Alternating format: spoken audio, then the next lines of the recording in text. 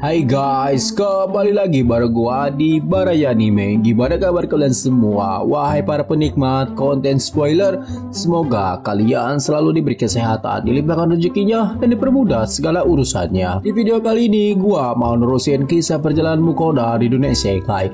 Tapi sebelum ke videonya, buat kalian yang suka dengan channel ini, silahkan disubrek aja agar tidak ketinggalan video menarik lainnya dari channel ini. Dan buat kalian yang mau sebuah payment lewat Saweria, link mimin taruh di deskripsi ya. Bab keempat, kompor ajaib baru. Mukoda dan familiarnya baru saja selesai sarapan dan sedang bersantai di ruang tamu. Ia tidak seharusnya bertemu dengan Orson sampai lusa, yang berarti mereka bisa bersantai di hari itu dan berniat menghabiskan hari esok berbelanja kompor ajaib baru. Tapi di sini Vel mengajak teman-temannya untuk berburu. Wah Vel, apa maksudmu perburuan? Dari mana datangnya ide itu? Vel menjawab jika kepiting yang mereka makan kemarin sangat lezat, jadi ia akan memburunya lagi. Dan seluruh anggota geng rakus langsung siap menerima ajakan Vel. Tapi Mukoda tidak akan membiarkan rencananya dibantah dengan mudah. Tidak, itu tidak akan terjadi. Hari ini adalah hari di mana kita mencapai tujuan utama kita untuk datang ke kota ini. Jadi berburu tidak mungkin dilakukan, teriak Mukoda dengan tegas. Tujuan utama kita? Apa itu? Keempat familiarnya mengulangi dengan bingung. Astaga, kalian semua lupa. Serius, kompor ajaib. Ingat, kita di sini untuk membeli yang baru, gumam Mukoda. Perkataan itu akhirnya mengingatkan ingatan familiarnya. Kompor ajaib Mukoda telah dihancurkan oleh raksasa sehingga terlupakan. Dan menurutnya hidup tanpanya sangatlah tidak nyaman. Kita butuh kompor baru kawan. Kita berhasil melewati perjalanan ini berkat semua makanan yang aku buat sebelumnya. Tapi jika kamu ingin aku memasak sesuatu yang kamu buru saat kita dalam perjalanan, atau jika aku kehabisan makanan yang sudah jadi, kita akan mendapati pilihan yang jauh lebih sedikit dari biasanya ketika waktu makan kita tiba. Saya tidak bisa memasak di tempat ini jika saya tidak memiliki alat yang saya perlukan, jelas Mukoda kepada keempat familiarnya. Mukoda selalu memasak makanan terlebih dahulu setiap kali ia punya kesempatan. Tetapi mengetahui selera makan mereka yang rakus, selalu terasa seperti mereka hanya tinggal 1 atau 2 kali makan lagi untuk kehabisan makanan. Memiliki kompor ajaib yang berguna untuk memasak dari awal adalah satu-satunya hal yang dapat membuat pekerjaan itu mudah. Maksudmu makanan kita beresiko? Vel bertanya. Tepat sekali, aku menyimpan makanan lebih banyak dari biasanya sebelum kita berangkat dalam perjalanan ini. Dan karena kita berada di kota, kita baik-baik saja untuk saat ini. Tapi menurutmu, apa yang akan terjadi jika kita kehabisan makanan siap saji di tengah-tengah perjalanan, hutan atau apa? Aku harus memasaknya saat itu juga kan? Mukoda menegaskan. Setelah mendengar itu, semua familiarnya mulai mengerti kalau kompor ajaib adalah sesuatu yang paling penting dari semua hal yang ada di dunia ini. Kalau begitu, sekarang bukan waktunya mengejar kepiting. Mendapatkan kompor ajaib adalah prioritas yang jauh lebih tinggi. Saya yakin Anda semua setuju. Vel bertanya. Gondora dan Sue dengan cepat menyuarakan persetujuan mereka. Kita bisa berburu kepiting sebanyak yang kita mau setelah kompornya menjadi milik kita, kata Gon. Mukoda kira perburuan kepiting mereka hanya tertunda, bukan dibatalkan. Ya, selama mereka memahami bahwa kompor ajaib adalah prioritas tertinggi, ia kira semua berjalan dengan baik. Dan dengan itu Mukoda pikir inilah waktunya untuk pergi ke kota. Mereka sudah memutuskan untuk membeli kompor ajaib. Namun sekarang Mukoda dihadapkan pada dilema baru, yaitu memilih toko mana untuk ia membelinya. Untungnya pertanyaan seperti itulah yang harus dijawab oleh serikat pedagang. Jadi Mukoda memulai pencariannya dengan mengunjungi mereka. Mukoda menjelaskan bahwa ia sedang mencari kompor ajaib yang cukup besar, dan mereka mengatakan kepadanya bahwa Mukoda harus mengunjungi salah satu toko alat magic di daerah tersebut. Serikat pedagang memberinya daftar 3 toko terbaik di kota dan menyuruh Mukoda berangkat ke sana. Ia memastikan untuk mendapatkan petunjuk arah ketiganya saat berada di sana dan memutuskan untuk mengunjungi masing-masingnya sebelum melakukan pembelian apapun.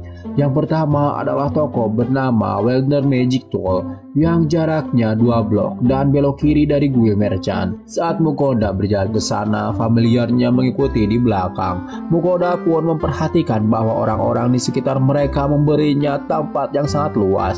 Maksudnya orang-orang di sana menekan diri mereka ke gedung-gedung di kedua sisi, dan itu terasa berlebihan bagi Mukoda. Pertunjukan kecil yang mereka lakukan pada hari pertama di kota berarti semua orang seharusnya sadar betul bahwa Vel, Gondora, dan Sui adalah familiarnya.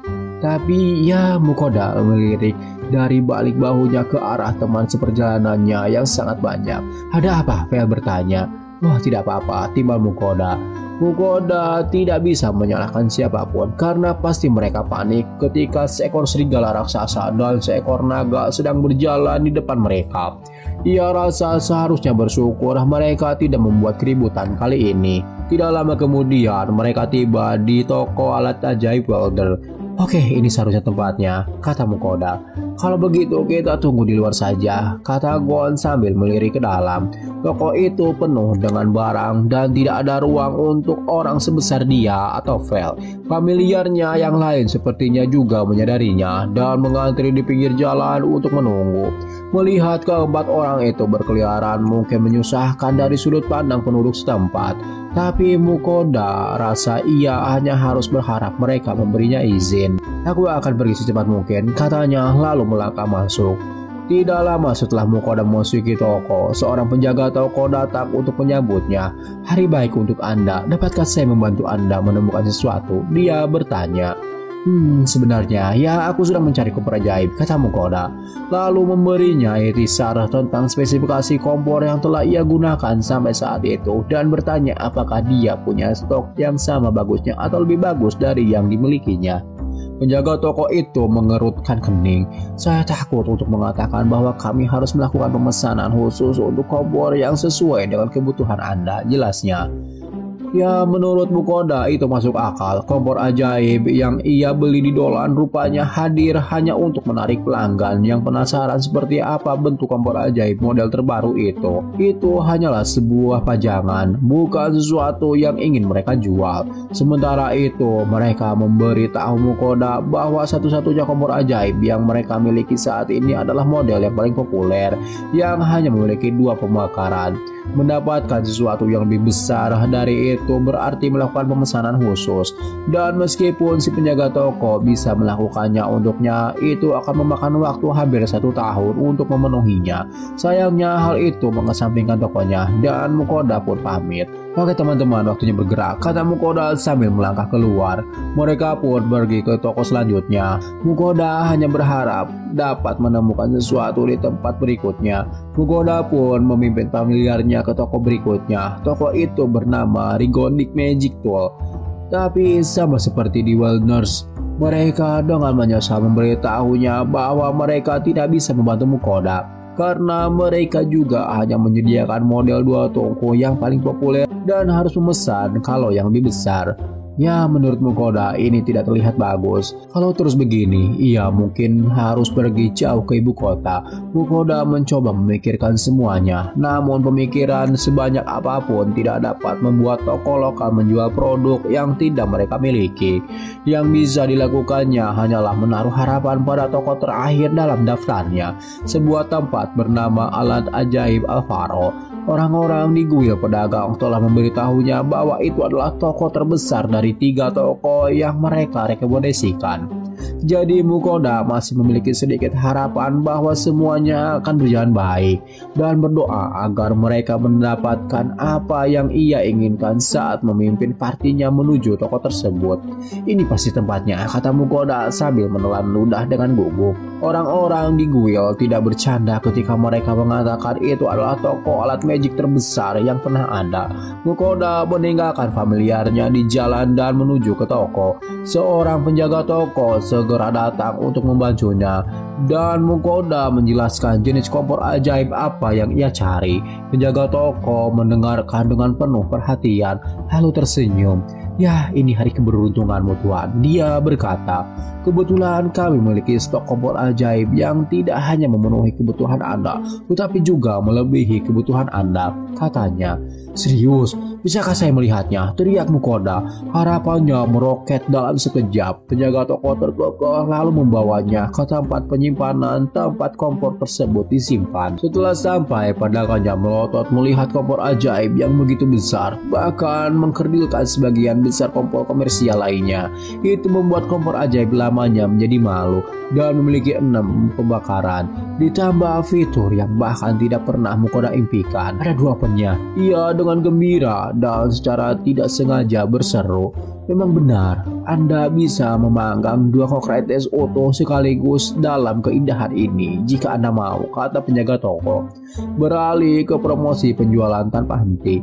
Jika keahlian Anda di dapur, maka di antara oven dan semua pembakar di atasnya Anda dapat menyelenggarakan seluruh jamuan makan di rumah sendirian. Mukoda mengangguk penuh semangat, membayangkan betapa banyak makanan yang bisa ia siapkan sekaligus di atas kompor seperti itu. Itu sangat sempurna, begitu sempurna hingga Mukoda setengah yakin itu dibuat khusus untuknya. Tanpa pikir panjang, tawar-menawar, Mukoda langsung membelinya dengan cash, enggak pakai pay letter.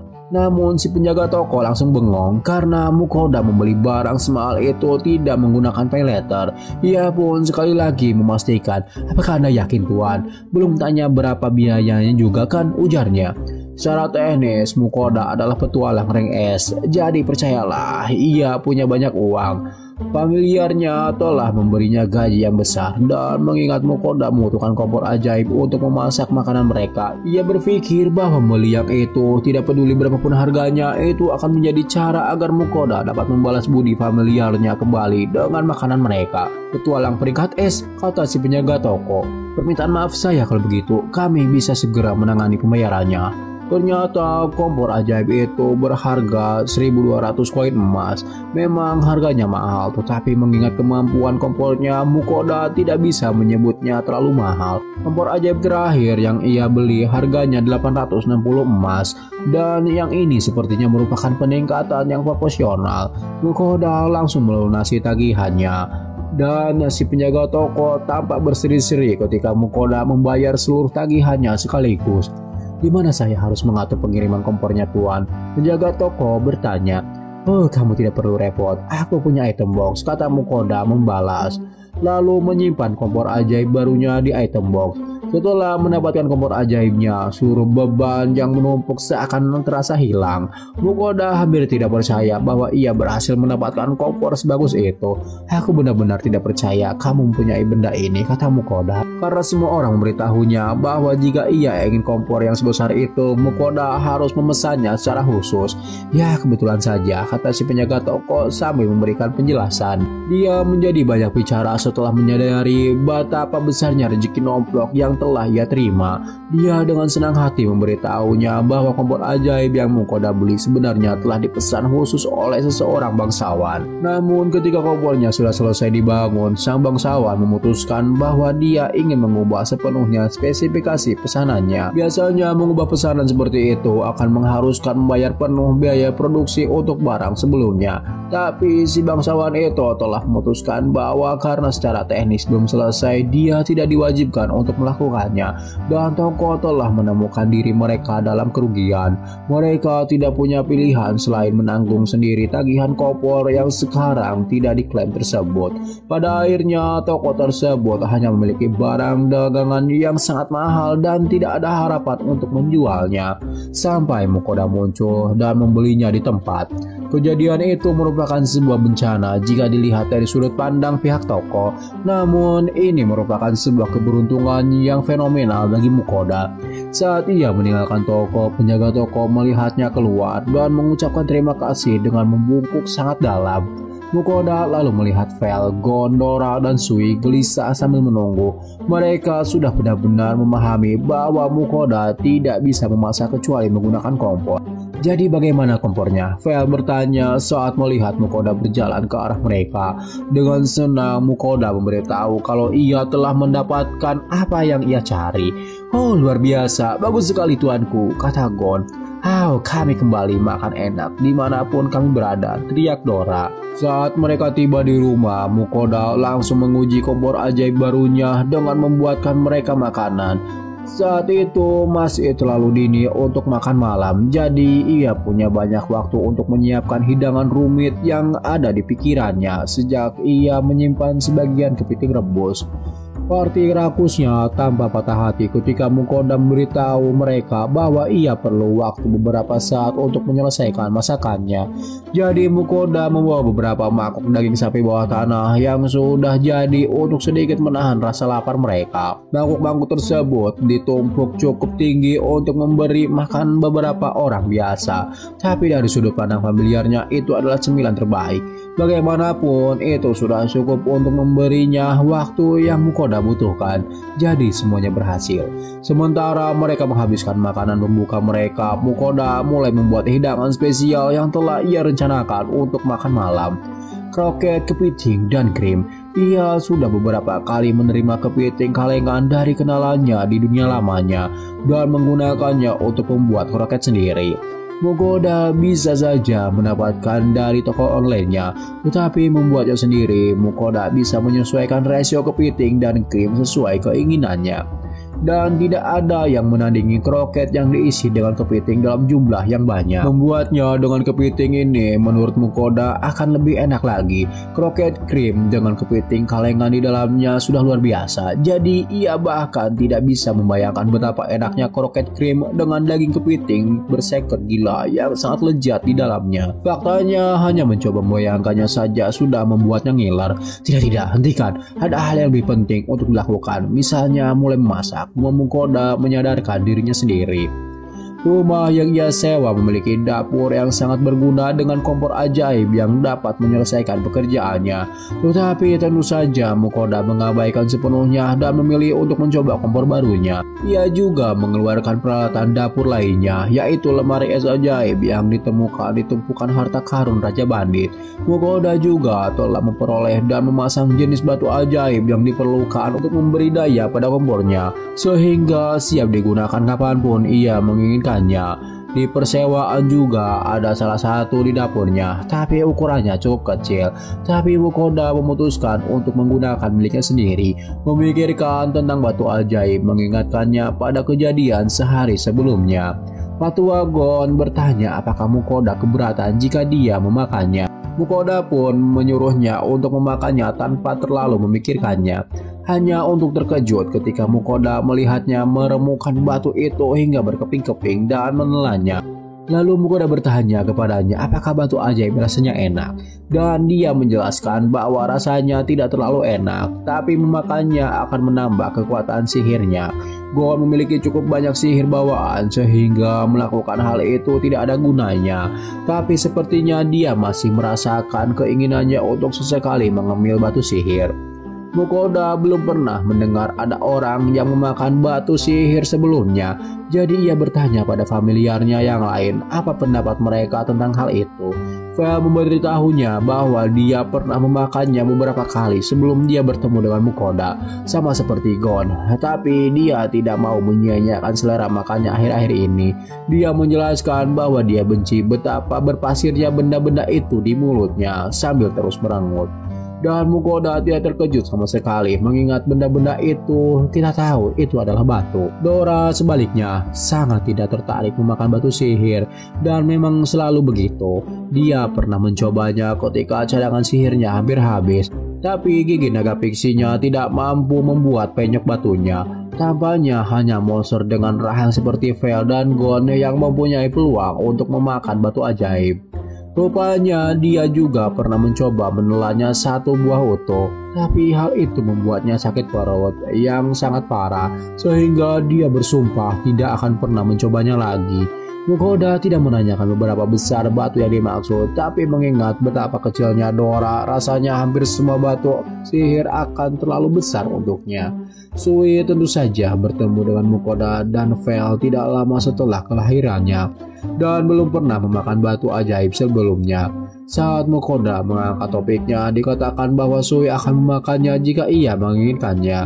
Tapi jika itu tidak enak, maka Sui tidak mau mencobanya. Mukoda tidak bermaksud memaksa Sui untuk memakan batu, sehingga masalah itu diselesaikan saat itu juga.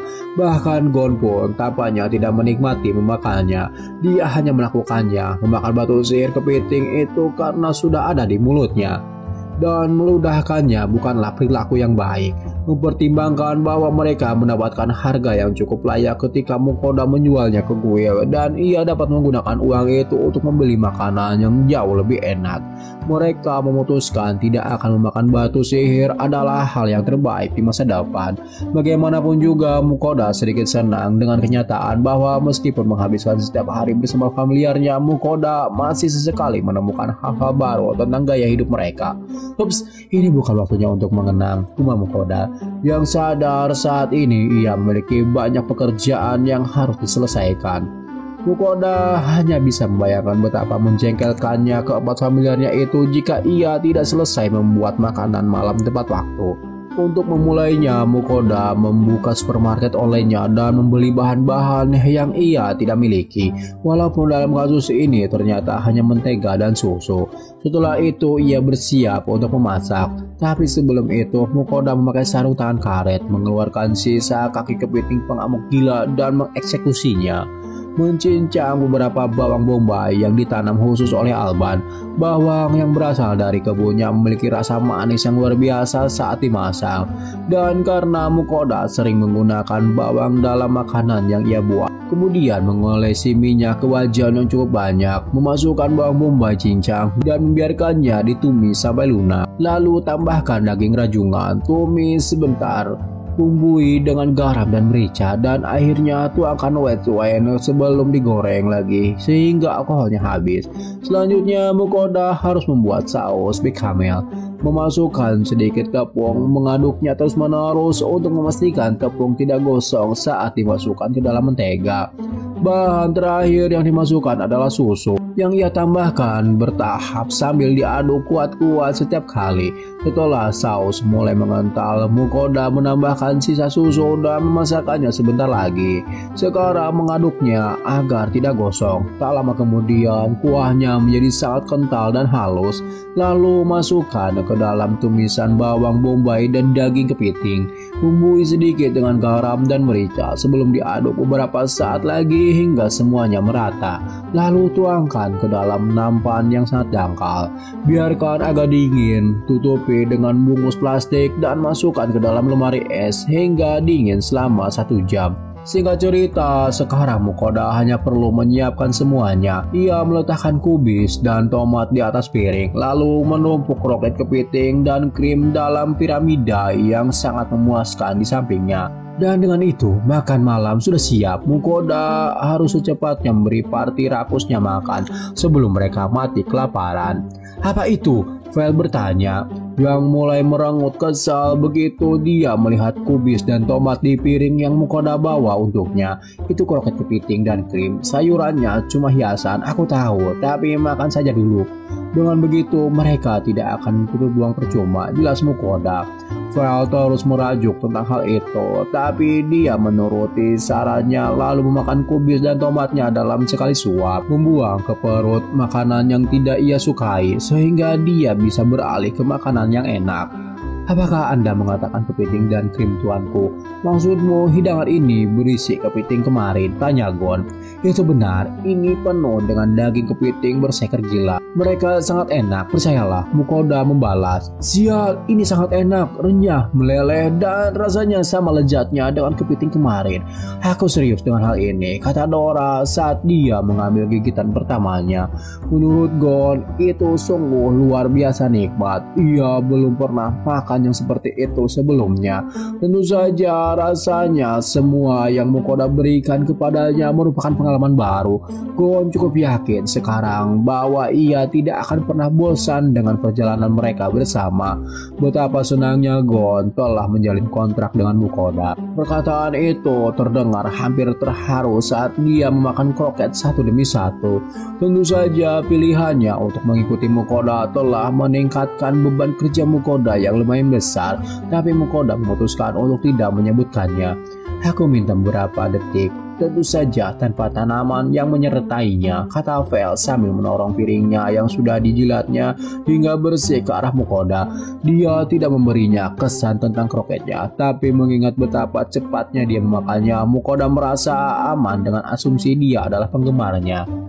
Baiklah, segera datang, katanya, lalu membawa sepiring kroket lagi untuknya, tanpa sayuran. Vel segera kembali memakannya, tidak butuh waktu lama baginya untuk membersihkan piringnya lagi. Lalu dia menatap Mukoda sambil menjilati saus dari dagingnya yang berlumuran. Besok kami akan berburu kepiting lagi. Tidak ada perdebatan untuk hal ini, gumam Vel. Diikuti 3 orang lainnya menyatakan setuju. Dan begitu saja rencana mereka ditetapkan. Mereka akan menghabiskan sepanjang hari berikutnya di Emerez. Mendengar itu, Mukoda mulai menyesali memberi makanan kroket kepiting dan krim kepada keempat orang itu adalah sebuah kesalahan.